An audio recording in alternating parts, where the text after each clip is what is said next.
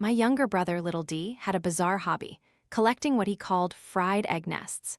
He'd specifically choose the cups I drank from and smear them onto the rims of my dinner bowls. In my previous life, I was utterly disgusted, driven to the brink. But then Mom would say, "It's just children playing, what's the big deal? If you dare scare your brother again, I'll lock you in the storeroom for the rats to eat." Just because I made a fuss, Mom would indulge Little D every day, letting him use those disgusting things to contaminate my dishes, and even colluding with Dad to force me to get used to it. Not long after, I suffered excruciating stomach pains, was diagnosed with a rare parasitic infection, and died. Then, I woke up in this life. Now I specifically choose Dad and Mom's most cherished purple clay tea set, letting Little D freely express his creativity. Don't you too think it's nothing? Well then, enjoy it thoroughly. The moment I stepped into the house, a strange, musty stench assailed my nostrils. My stomach churned, and I almost vomited the thin porridge I'd had for breakfast. This scent was the distinctive year-round fragrance wafting from my brother, Little D's, room. My brother regarded those dark brown egg sacs, like tiny bean pods, as precious treasures. He kept them in glass bottles and small boxes, scattering them all over his desk and bedside table. He never cleaned up, letting them multiply and flourish in dark corners. I suppressed a wave of nausea, my eyes inadvertently scanning the tea table in the living room. My father, Dean, was leisurely seated on the sofa, holding his cherished purple clay tea set, preparing his daily elaborate tea ritual. My mother, Lily, was peeling an apple beside him, preparing to bring it to her beloved son. "Mandy, you're back. Did you buy anything good today?" Mom asked without looking up. Suppressing the hatred in my heart, I forced a smile. "I bought the river shrimp Dad likes, and the marrow bones you mentioned these past few days, Mom," I replied. Little D yawned widely, stumbling out of his room, his hair a tangled mess like a crow's nest, his oversized pajamas hanging loosely on his frame. I pretended to be busy in the kitchen, but my peripheral vision remained locked on Little D's actions. He walked over to the tea table, saw the tea set Dad had just laid out, and a smirk suddenly twisted his lips. Quick as lightning, he pulled out one of those egg sacs, swiftly smeared it onto the inner spout of Dad's most cherished purple clay teapot, then smugly tucked it back into his pocket, as if he'd just completed a magnificent prank. Dad was engrossed in examining the tea leaves, and Mom was focused on peeling the apple. Neither paid any attention to Little D's small action.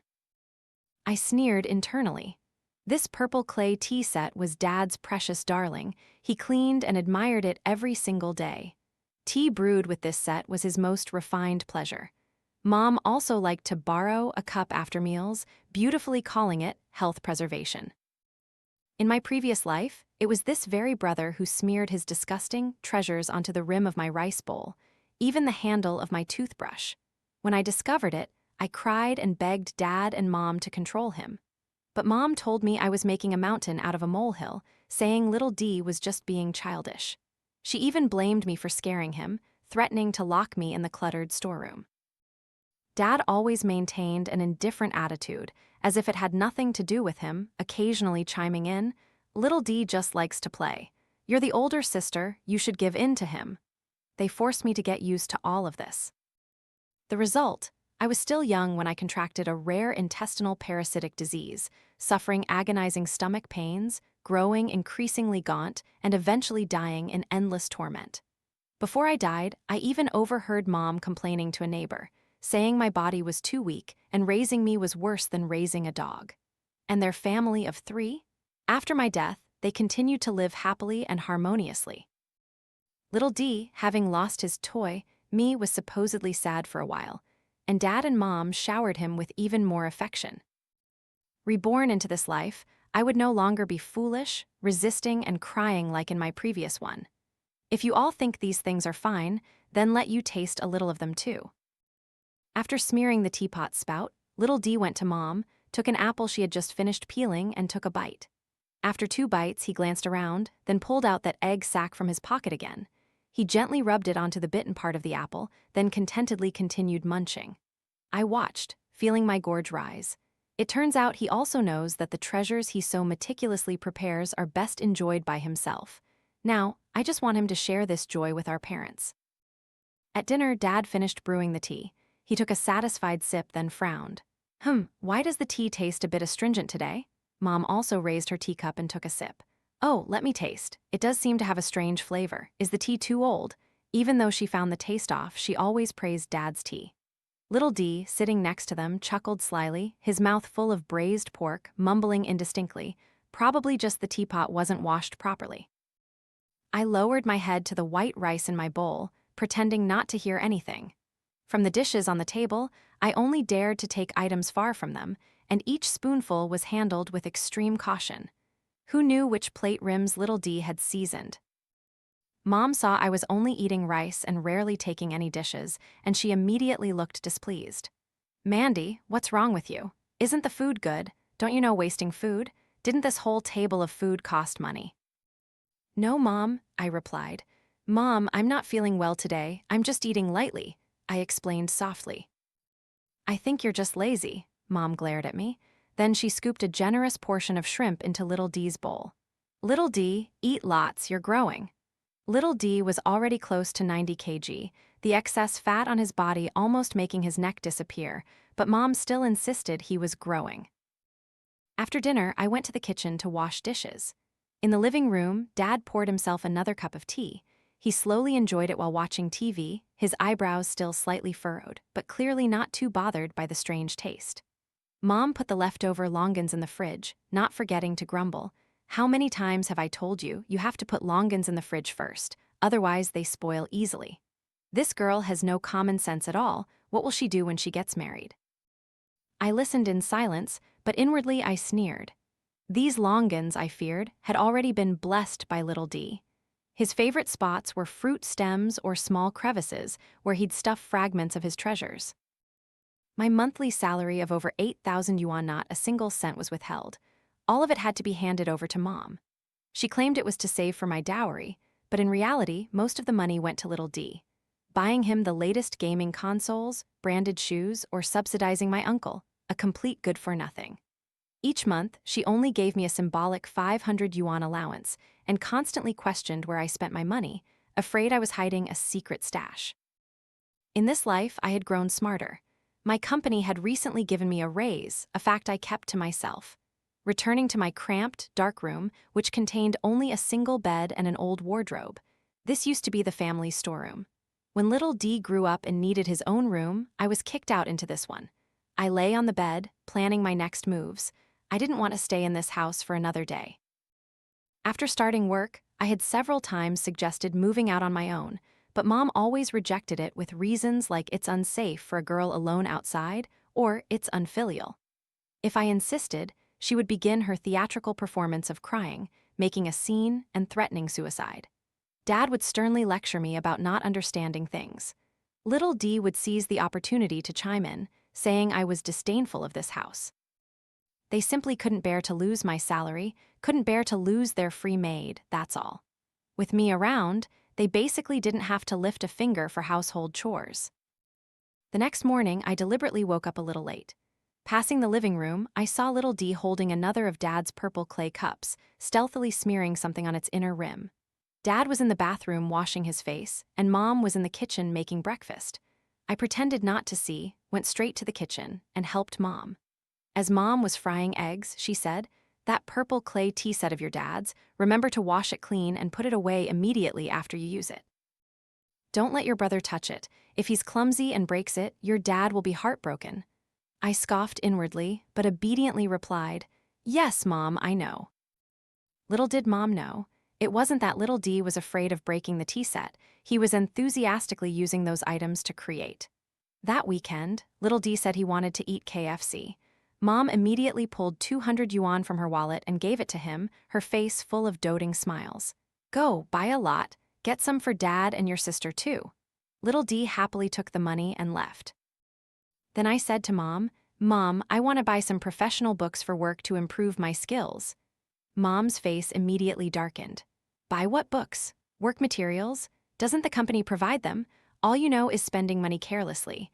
Your monthly allowance is so small, save it. Don't be so extravagant." "But Mom, these books are very important to me.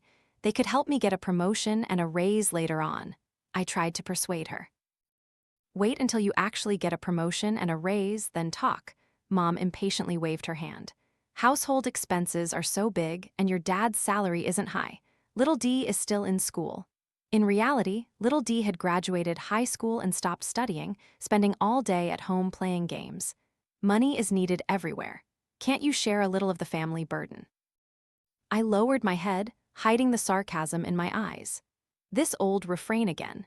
She took every single cent of my salary, and now she was saying I didn't know how to share the family burden. Mom, look, my jeans are faded from washing. I pointed to the pants I was wearing. These are from high school. I've been wearing them for years. All my colleagues dress nicely, and this is affecting the company's image a bit. Mom shot me a glance, reluctantly pulled a 50 yuan note from her wallet. Take this and buy a cheap one, don't pick an expensive one. Who are you dressing up for anyway, a girl? I took the crumpled 50 yuan note, my heart as cold as ice. What kind of decent pants could 50 yuan buy these days? In the afternoon, Little D brought back a large bucket of fried chicken and several cups of Coca-Cola. He ravenously ate first, scattering bones everywhere. Mom just smiled and said, "Eat slowly, be careful not to choke. Have some Coke to help it down." She pushed the largest Coca-Cola cup in front of Little D, and Dad also picked up a piece of fried chicken and ate it with relish. When it was my turn, only a few chicken wing tips and some crumbs were left in the bucket. Mom handed the bucket to me. "Mandy, you eat too. Don't say Mom doesn't love you." I looked at the greasy chicken wing tips, and another wave of nausea churned in my stomach. Little D's eating habits were appalling. He liked to eat directly with his hands, and his fingers were often covered with fragments from his treasures. God knows how contaminated this fried chicken was. "Mom, I'm not very hungry. You eat," I refused. "Why aren't you hungry? You haven't eaten much at all." Mom frowned, displeased. "It's a waste if you don't eat what I saved for you." "I'm on a diet." I randomly found an excuse.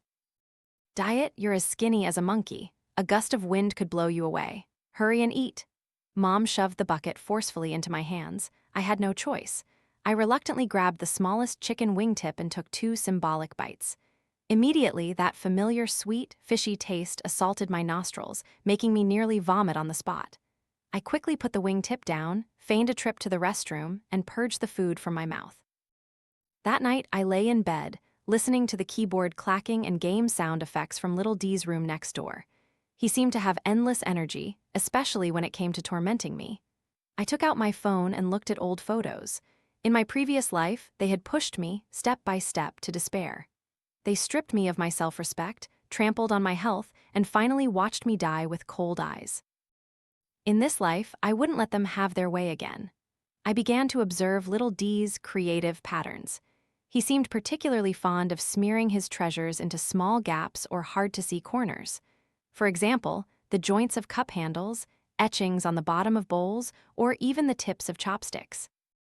I started accidentally, placing the tableware Dad and Mom frequently used in spots where Little D could most easily get his hands on them, especially when he was most inspired to create. Dad liked to use a porcelain cup etched with the character for Fortune to drink water. That cup was old, and the glaze on its rim had small cracks. Mom, on the other hand, preferred an enamel mug printed with peonies because of its large capacity. I timed when Little D would finish gaming and come out for a drink, then filled Dad's Fortune cup and Mom's peony mug with water and placed them in the most conspicuous spot in the living room. Sure enough, Little D came out, his eyes immediately spotting the 2 cups.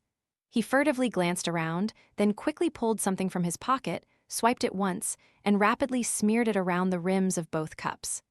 I hid behind my room door, taking it all in, a cold smile curving on my lips. Not long after, Mom started complaining. "Why have I been having diarrhea lately? Did I eat something unclean?" Dad also said, "These past few days, my stomach hasn't felt right either, it keeps gurgling." Little D sat nearby, gleefully munching on an apple. "It's definitely unclean takeout food. You should stop buying random stuff from outside." Mom glared at him. "You're so talkative. Why are you the only one complaining about the food your sister bought?" But her gaze towards me also held suspicion. I quickly lowered my head, feigning an aggrieved expression. "Mom, I always choose the freshest food. How could something like that happen?" All right, I'm not blaming you. Dad impatiently waved his hand. It's probably just the change in weather. It's getting colder. Lily, tomorrow, make some ginger soup for the family to ward off colds. I secretly chuckled. Ginger soup? I'm afraid no amount of ginger soup could expel the tiny creatures that had taken up residence in their bodies. Dad and Mom's symptoms didn't abate with the ginger soup. On the contrary, they tended to worsen. Mom started making frequent trips to the restroom, her complexion turning sallow. Dad, though not as severe as Mom, also frequently clutched his stomach and had no appetite. They began to blame each other. Mom blamed Dad for not taking care of his health by smoking and drinking. Dad blamed Mom for unhygienic cooking. The house was in constant turmoil, endless arguments erupting. As for me, I was like an invisible person, quietly going about my business. Occasionally, during their arguments, I would kindly offer a clean cup of warm water. Of course, the rim of that cup was not without little D's loving imprint. Little D seemed completely unconcerned by Dad and Mom's illnesses. On the contrary, since they lacked the energy to discipline him, he became even more unruly. He began bringing his treasures into the living room, openly fiddling with them in his bottles and jars. Once, I even saw him trying to grind those egg sacs into powder. I quickly stopped him, using the excuse, "Little D, if Dad and Mom see these things, they'll get angry. Go play in your room." Little D pouted reluctantly, but put his things away. He was afraid of Dad and Mom's anger, but never mine. I began to change my methods of seasoning their food. Dad liked to eat fruit after meals, especially grapes. I deliberately bought the largest, juiciest bunch of purple grapes, washed them clean, and placed them on the fruit platter.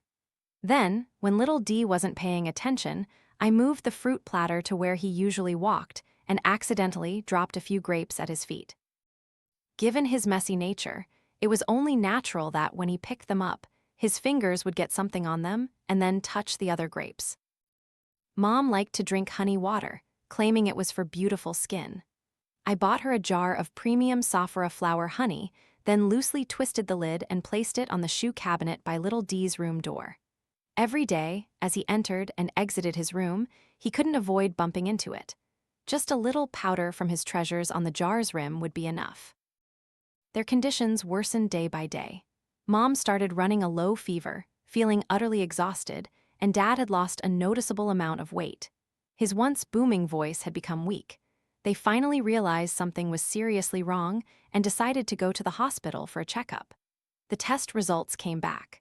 The doctor said it was severe gastroenteritis accompanied by bacterial infection, but couldn't immediately identify the specific bacteria. They were only prescribed a pile of antibiotics and anti-diarrhea medication. The medication seemed to alleviate their symptoms, but not long after, they relapsed, and it was even worse than before. Mom even started vomiting uncontrollably, even bringing up yellow bile. Watching their tormented state, I felt not a shred of pity, only a twisted sense of gratification. The pain I endured in my previous life. Now it was their turn to slowly experience it. That day, Mom lay weakly on the sofa, her voice thin as she called out, "Mandy, go pour Mom a glass of water. Add a little sugar." I was just about to go into the kitchen.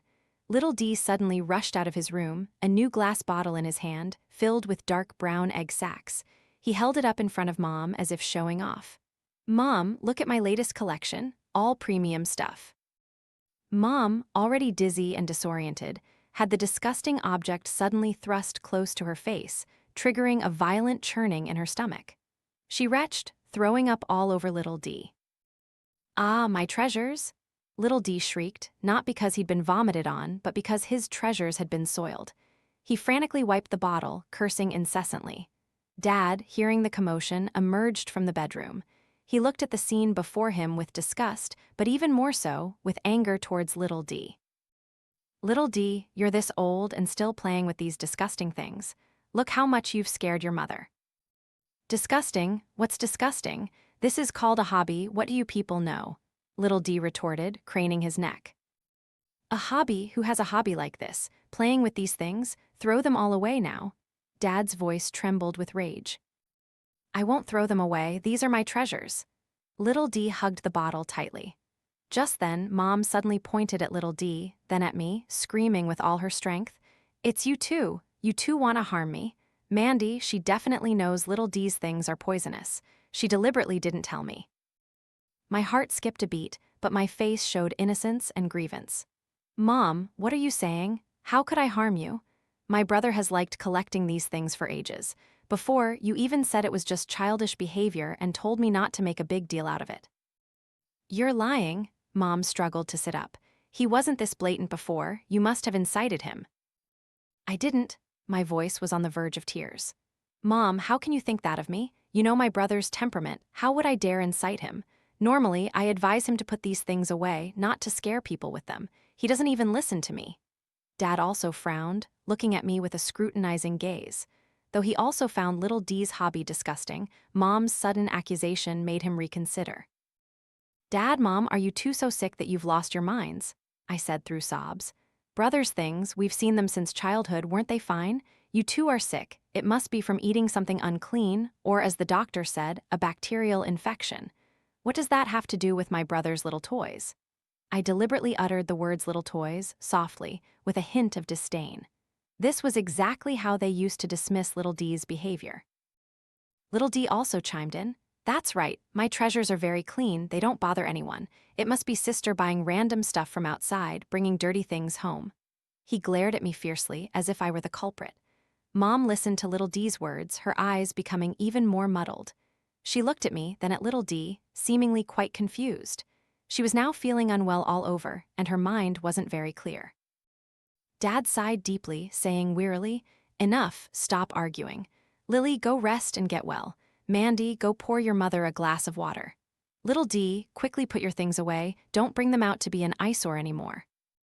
Little D reluctantly carried his bottle back to his room, and I secretly breathed a sigh of relief. Mom's intuition was terrifying, but luckily, her illness was severe and she lacked logic. Coupled with little D's help, I had temporarily gotten away with it. But this also reminded me, they were starting to suspect me. I had to be more careful, leaving no room for error. I poured Mom a cup of warm water. Watching her drink from that cup, I had deliberately chosen the one little D had meticulously created just a few days prior. In the following days, I acted even more filial. I brought tea, poured water, cooked porridge and rice diligently without a single complaint. But the tea I served, the water I poured, the porridge I cooked, the rice I dished out, always accidentally contained a little special seasoning. Dad and Mom's conditions fluctuated, tormenting them constantly. They visited several hospitals, undergoing all sorts of tests. Doctors all diagnosed chronic enteritis and microbial dysbiosis, but despite many medications, the effects were not obvious. They became increasingly suspicious, questioning the quality of the household water, the air, and even wondering if they had offended some unclean entity. The atmosphere in the house grew more stifling. Dad smoked more, sighing all day. Mom became erratic, sometimes crying, sometimes yelling. Little D still did as he pleased. With Dad and Mom ill, no one had the energy to control him, and he, on the contrary, felt even freer. His collecting range also expanded, from egg sacs to dried insect corpses, and even some unknown molds. He regarded all these things as treasures, carefully storing them in his room, while I became the most loyal courier for his treasures. Half a year passed in the blink of an eye. Dad and Mom's bodies were tormented beyond recognition. Mom was skin and bones, her eye sockets deeply sunken, over half her hair gray. Once somewhat plump, she now looked like a dying old woman. Dad's situation was slightly better, but he was also dispirited, coughing frequently and walking with a slight stagger. Little D, however, grew increasingly obese. With no one to supervise him, he ate and slept all day, then slept and ate again, his weight skyrocketing past 100 kg. His disgusting hobby, thanks to their indulgence and my unintentional guidance, permeated every corner of this house. Today was Dad's 50th birthday. Traditionally, they would book several tables at a restaurant to celebrate, but this year, given their health, they had neither the mood nor the energy to arrange anything. Early that morning, Mom called me to her bedside. Her voice was weak. Mandy, it's your dad's birthday today. Go buy a roasted chicken and stir-fry 2 dishes he likes. We'll just have a simple meal at home. Yes, Mom, I replied, but inwardly I was already calculating. How could I add a special surprise to this birthday dinner? I went to the market and bought a plump roasted chicken and some fresh vegetables. Back home, I placed the roasted chicken on the cutting board in the kitchen. Little D, smelling the enticing aroma, drifted out of his room and circled the chicken. "This roasted chicken smells so good. Can I taste it first?" he said, swallowing. "No, this is for Dad's birthday. We'll eat it together tonight," I firmly refused. Little D pouted, dejectedly preparing to leave. Just as he turned, I accidentally slipped, and a small dish of soy sauce on the cutting board spilled, splashing onto the side of the roasted chicken. "Oh," I exclaimed, fumbling to wipe it. Little D looked on with glee. As I wiped, I intentionally smeared some soy sauce onto the chicken, then accidentally used the same cloth to wipe past a small plate Little D had just touched. On it was a dried beetle, which he'd picked up from who knows where. The edge of the plate on the cloth naturally picked up some essence, invisible to the naked eye. After doing all that, I wrapped the chicken in cling film and put it in the refrigerator. That evening, I prepared 4 dishes and 1 soup: sweet and sour pork ribs, steamed red tilapia, stir-fried cauliflower with garlic, and a vinegary potato stir-fry. Plus that special roasted chicken. The soup was black chicken soup that Mom had mentioned recently. I deliberately simmered it for several extra hours until it smelled wonderful.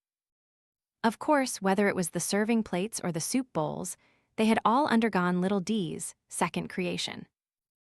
Dinner was served. Dad looked at the rare spread of food and cracked a smile. "Mandy, you've worked hard." Mom also struggled to sit up. "Yes, Mandy is becoming more and more capable." Little D couldn't wait any longer and reached out to grab a roasted chicken drumstick.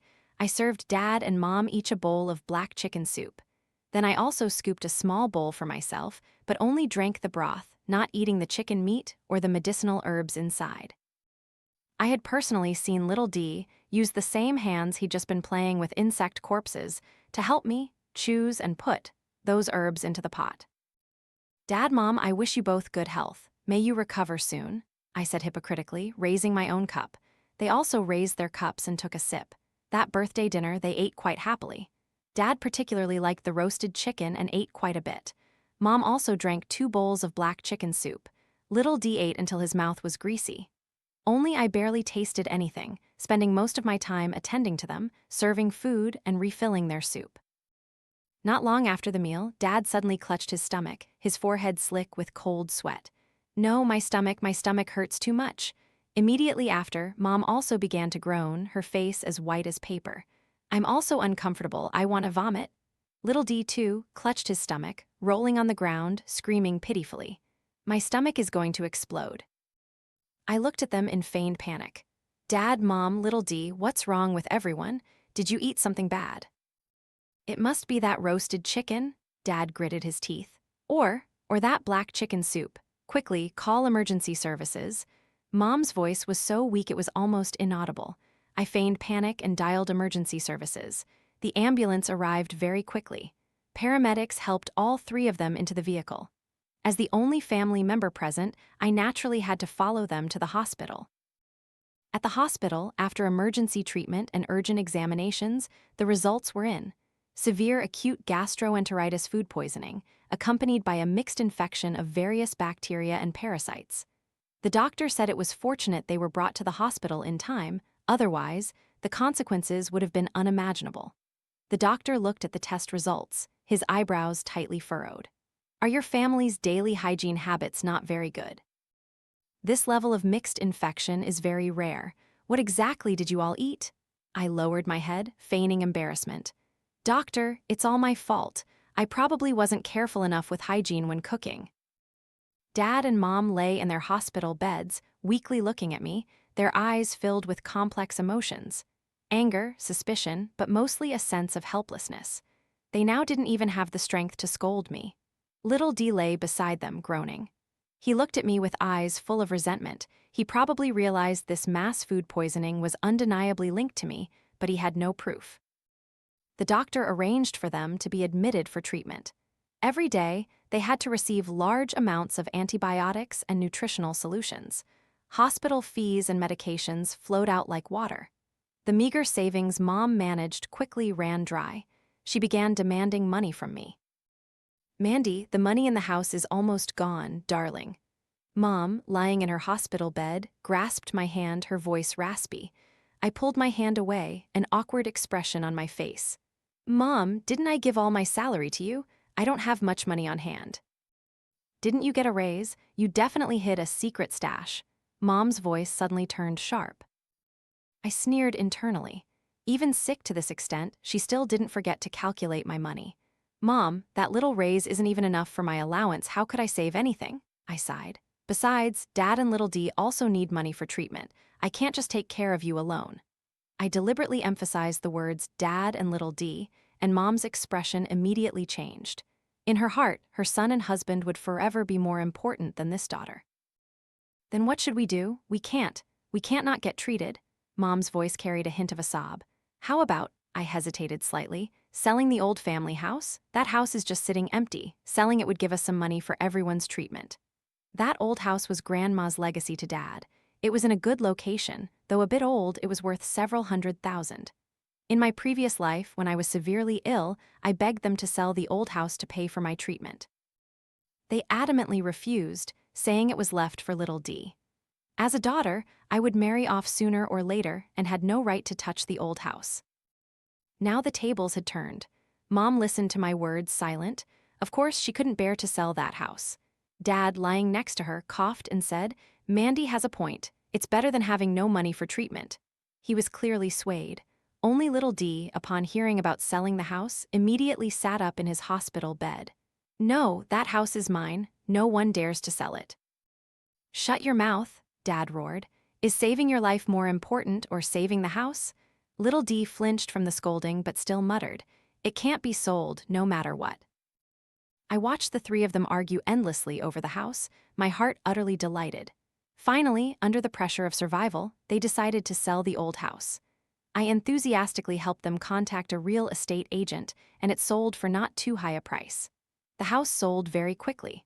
Upon receiving the money, Mom immediately clutched it tightly in her hand, looking at me with wary eyes, afraid I was eyeing the money. I didn't care about that money. It was merely to make them suffer a few more days.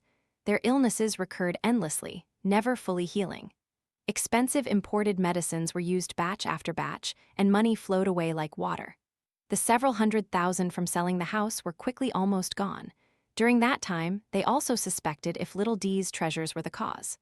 Once, Dad, when little D wasn't paying attention, threw out all the bottles and jars from his room. Little D threw a monumental tantrum over this, crying world-shaking tears, even going on a hunger strike in protest. Mom, pitying her son, scolded Dad, saying he shouldn't be so violent. As a result, not long after, little D, from who knows where, collected a new pile of even more outrageous treasures that filled his room. And Dad and Mom's condition showed no improvement whatsoever after those things were thrown away. This only made them more certain that the cause of their illness had nothing to do with little D's hobby. I, meanwhile, continued to play the role of the filial daughter, running back and forth between the hospital and home every day, bringing them meals and water, and enduring their erratic tempers and unreasonable demands. My colleagues all praised me as filial and understanding. Only I knew that the sole thing sustaining me through all of this was the hatred that had seeped deep into my bones. That day, I went to the hospital to bring them meals. The moment I stepped into the ward, I heard fierce arguing inside. It's all your fault. If you weren't always eating random stuff outside and not paying attention to hygiene, how would we have caught this awful disease? It was Mom's shrill voice. Did she even have the nerve to say that? Are the meals you cook yourself so clean? I think there's a problem with the food you cook. Dad retorted, unwilling to be outdone. Stop arguing, both of you. Little D, sitting nearby, shouted impatiently. I think it's Mandy. She must have offended someone outside. Someone put a curse on our whole family. I pushed open the ward door, coldly looking at them. What are you all talking about?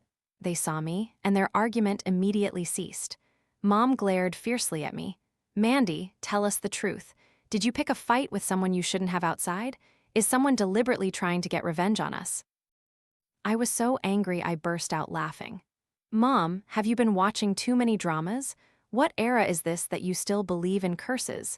You all got sick because you didn't pay attention to hygiene and ate indiscriminately. What does that have to do with me? How is it not related to you? Before all this happened, you were the only healthy one. You're the only one in the family who isn't sick. Isn't that enough to indicate a problem? Dad also looked at me with suspicious eyes. Is it wrong to have good health and strong immunity? I retorted.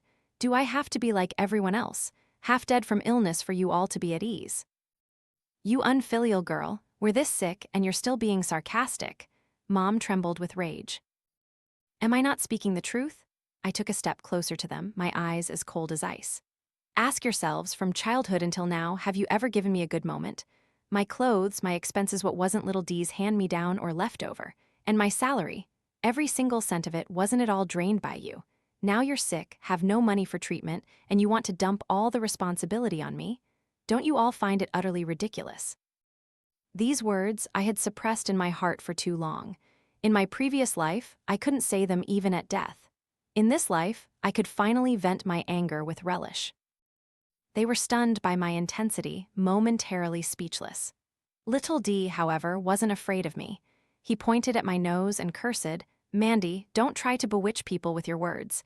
It's definitely you. You're the one who harmed us. I'm going to call the police, have them arrest you." Fine, go ahead and call the police, I sneered. I'd like to see if the police believe your baseless accusations or the hospital's diagnostic reports. Don't forget, the food poisoning test results clearly state the types of bacteria and parasites.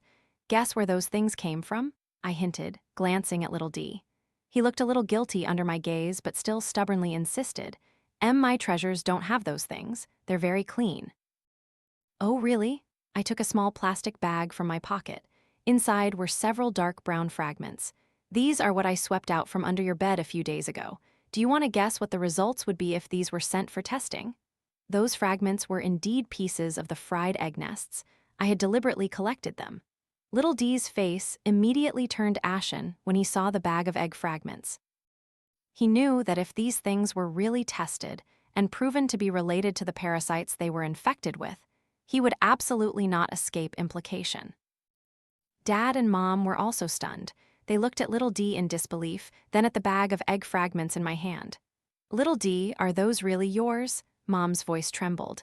Little D stammered, unable to speak. No way, Dad mumbled. Little D's things, how could they be poisonous? Whether they're poisonous or not, we'll know once they're tested, I said coldly. Or, we could ask the doctor to thoroughly recheck if the parasites in your bodies are the same type as the insect eggs in these sacs. I was just bluffing them. I didn't know what was truly inside those egg sacs, nor did I know if they were directly related to Dad and Mom's illness. But looking at their reactions, it was clear they were terrified by my threat. A deathly silence fell over the ward. A long moment later, Mom spoke to me in an almost pleading voice. "Mandy, please, I beg you, let this matter go. Little D, he's still young, he didn't do it on purpose. He's just a child." I felt like I'd heard the biggest joke in the world. He was already in his 20s. Still young, not on purpose. He smeared those disgusting things onto everyone's food and cups. Was that accidental too? Although I was the mastermind behind it all, shifting the blame to little D was the best possible option now. I didn't, little D hastily defended himself. I didn't put anything in their food. It was Mandy. She framed me. I framed you, I sneered. Do you have proof? Or do you think Dad and Mom will believe someone who plays with fried egg nests all day, and not me, their daughter who has tirelessly cared for them for the past half year? Little D was speechless. Dad let out a deep sigh as if he had aged 10 years in an instant. Karma, this is truly karma. He looked at little D with eyes full of disappointment and sorrow. Mom buried her face in her hands, sobbing uncontrollably. She couldn't accept that her beloved son, whom she had always doted on, was the culprit who had led them to this predicament. I observed it all coldly. I knew that from today onward, this family was completely shattered. The trust between them was gone, replaced only by endless suspicion and resentment. After that confrontation, the atmosphere in the house became icy cold. Although Dad and Mom no longer openly criticized little D, their gazes towards him were filled with disgust and fear. They no longer ate anything little D touched. They didn't even dare to drink a glass of water he offered. Little D also grew quiet, shutting himself in his room all day, tinkering with who knew what. He was full of resentment towards me, but no longer dared to openly provoke me. As for me, I still brought them meals every day. Only now, the food and soup I served were made by my own hands and absolutely guaranteed to be clean. I no longer needed to borrow Little D's help to add seasoning, because I knew the mental barrier they had was insurmountable. Even if I served them delicacies, they would probably still suspect if there was something unclean inside. Fear and suspicion torment people more than any poison. Their illnesses showed no improvement. The doctor said their gastrointestinal function was severely damaged and their microbial system completely imbalanced, making it very difficult to return to normal. They could only rely on medication to maintain themselves and slowly recuperate. This meant they would have to live the rest of their lives with illness and dietary restrictions. The family's savings had long been depleted. To pay the exorbitant hospital bills, Dad had to drag his ailing body out to do odd jobs. He used to work as a technician in a small factory, but the factory had been struggling and laid him off a long time ago. With no higher education and old age, he could only do manual labor like stacking bricks at construction sites or loading and unloading goods at logistics companies. Mom, meanwhile, had completely become a medicine bottle, having to take piles of pills every day. Her body was so weak that getting out of bed was difficult, and she became increasingly irritable, frequently throwing tantrums at me over minor things. I endured in silence, never arguing back. I knew this was the only way for her to vent her anger. Little D remained idle. Dad told him to find a job, but he either claimed he wasn't feeling well or couldn't find a suitable one. He remained immersed in his treasures, only doing it more discreetly. Once, I accidentally discovered him stealthily sprinkling some white powder into Mom's bowl of medicine. I didn't expose him on the spot. I just poured that bowl of medicine away later and prepared another for Mom. I didn't know what Little D ultimately intended to do, perhaps revenge, perhaps for another purpose. But I knew this family was completely rot. I started paving my own way. I used my free time after work to learn new skills and improve my professional qualifications. I worked hard, seizing every opportunity for advancement. I no longer handed my salary to Mom, but saved it myself. Mom argued fiercely with me several times over this, but I remained firm. I said I had to take care of my own future. She called me unfilial, called me ungrateful. I pretended not to hear. 2 years later, thanks to my excellent performance, I was promoted to department manager at my company. My salary also doubled. With the money I saved, I made a down payment on a small apartment in a good residential complex in the city, buying a home that was truly my own. The moment I received the keys to my new home, I told no one. I went to the new apartment alone, looking at the empty room, my heart a mix of emotions. This would be my new beginning. A place without arguments, without disgust, without suffering. A true home just for me. When I moved, I only brought a few sets of clothes and some personal belongings. The house that once held countless nightmares for me, I felt no attachment to it. I left a sum of money for Mom, not much, but enough for her and Dad to use for a while. I even hired a part-time caregiver for them to look after their meals and daily life. I knew this couldn't compensate for the suffering they had inflicted, nor could it diminish my deep-seated hatred. But this was the limit of what I could do. As for Little D, I didn't leave him a single cent. His life should be his own responsibility. As I left the house, I didn't look back. I knew I would never return. I started my new life, working hard every day, taking care of my small home. I decorated the apartment to be cozy and comfortable, filling it with my favorite green plants. On weekends, I would meet up with close friends to stroll around, watch movies, and enjoy delicious food. Gradually, I rediscovered my smile and my love for life. Occasionally, I heard news about my old family from former neighbors. I heard that after I left, Dad's health steadily declined, and soon he couldn't do manual labor anymore. Mom's illness also never improved. She couldn't go a day without medication. Little D remained a mud that couldn't plaster a wall, lazy and good for nothing. He played games all day, living off the little money I had left. That money quickly ran out. They started selling off the furniture in the house, from the TV and refrigerator to eventually even the beds and wardrobes. The neighbors all said their family was getting their just desserts. One time, Mom, somehow finding my new address, came to my company. She hid by the company entrance, crying and begging me to come back, begging for more money. She looked even older and more emaciated than before, her eyes clouded with despair. I looked at her, my heart unmoved. "I already gave you money," I calmly said. "The rest of the path you must walk yourselves."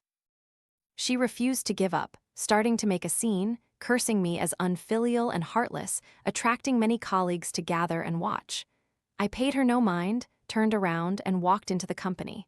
The security guard advised her to leave. From then on, she never came to find me again. A year later, I received a strange phone call. On the other end was someone who identified himself as a community worker. He said my father had fallen ill due to prolonged malnutrition and overwork, and was now in the hospital, in very poor condition. Mom's mental state was also a bit abnormal due to lack of care. Little D had been arrested by the police for theft. The community couldn't reach any other relatives, only me. I remained silent for a long time, but eventually I went to the hospital. Dad lay in the hospital bed, emaciated on his last breath. Seeing me, his clouded eyes flickered with a spark of light, his lips moved as if he wanted to say something, but no sound came out. The doctor told me, "He has multiple organ failure. He doesn't have much time left." I stayed at the hospital, accompanying him on his last journey. He passed away very peacefully. After taking care of Dad's funeral arrangements, I went to visit Mom. She had been admitted to a psychiatric hospital, her eyes vacant, recognizing no one, mumbling things no one understood. As for little D, I didn't visit him. He had broken the law. Naturally, the law would punish him. After that, I left that city, never to return. I changed jobs, changed my phone number, completely severing ties with the past.